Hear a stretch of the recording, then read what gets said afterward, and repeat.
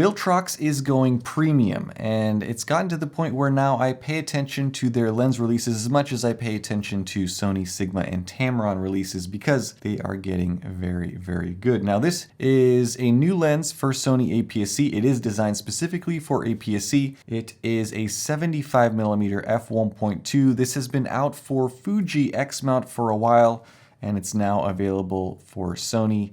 And I'm going to say it here, I think this is the best portrait lens that we've seen for Sony APS-C since the Sigma 56mm f1.4. It comes in what I would say is the best Viltrox packaging up until this point. Inside there is some silica gel, user manual, warranty card, and a leather trimmed microfiber pouch. The lens comes with a plastic front and rear lens cap and a nice feeling plastic lens hood. The build is all metal and glass, and it is nicely weighted, coming in at 672 grams. The finishes and tolerances are excellent, and it feels like a premium tool. Starting at the rear, there is a metal mount with electronic connections. This lens has an STM or stepper autofocus motor. There is a USB-C port here for firmware updates, and also a weather sealing gasket around the mount in orange, which is nice. The aperture ring is done well. It's very smooth, but if you want clicks, it can be very clicky as well. There is a slightly harder click going from f16 to A or auto. Viltrox logo here, lens specs, and a nice little Pro logo here, perhaps imitating the G logo that we see on some Sony lenses. Autofocus manual focus switch and a focus hold button. The focus ring is smooth electronic, so it rotates freely in both directions. It is well damped though, so if you do decide to use it, you should be happy with it. Around the front, huge front lens element and a bit of writing. 77mm filter thread. Minimum focus is 0.88 meters, which is basically 1 meter. Lens specs and image size is 28.4mm, which is a first for me. Haven't seen that before. Mounted on my A6100, this is a nice little setup. Sure, it's heavy, and with the lens hood it does look a little big, especially compared to something like the Sigma 56mm, but this is a 75mm and it is f1.2 after all. And just to see how well this lens performs, I took it out on my A6100 with my wife and I shot a bunch of portraits. So let's take a look at these. All of these are unedited, straight out of the camera, ready, set, go.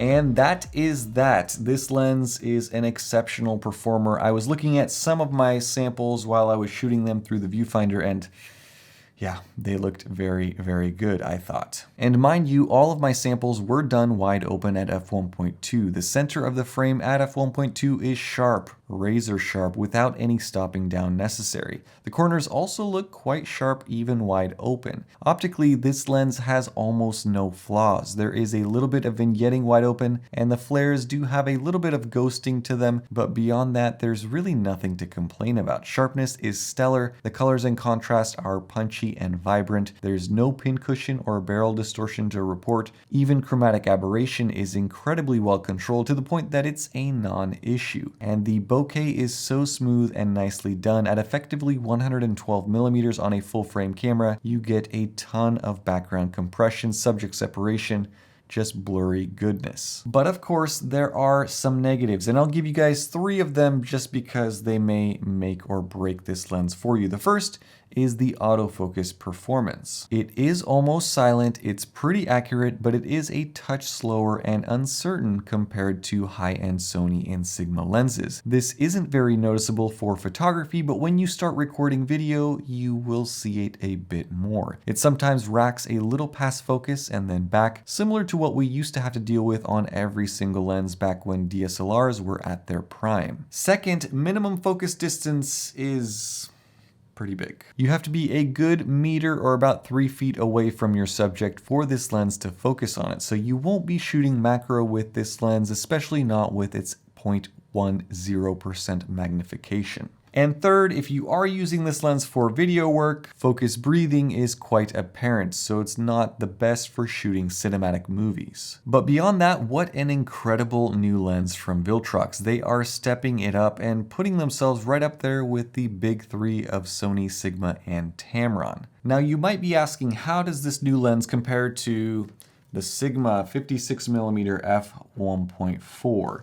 And I think that I'll do a more in-depth comparison between these two lenses because there's a bit more to talk about than just a few small words. But if size is a concern or if you want a small package, you can see here that the Sigma is significantly smaller than this Viltrox lens. It's also a little bit less expensive, but this new lens is probably one of the few that I think can put up an actual fight against the Sigma 56. All right, about pricing, it's not bad, coming in at $550 US, which is about $120 more than the Sigma currently, but it is an f1.2, which always carries a premium. The build is metal, so I think that the price is in the right ballpark. If you are interested in reading more or picking up one of your own, check out the link in the description. So that is going to be it for this review. Let me know what your thoughts are down in the comment section below. What do you think of Viltrox's recent releases between the 13mm, this one? They have a lot of cool new lenses, I think. Anyway, that's it for me. Thank you guys so much for watching. Thanks for all of your comments, all of your likes, and your support. Stay tuned for more, and have a nice day. Bye-bye.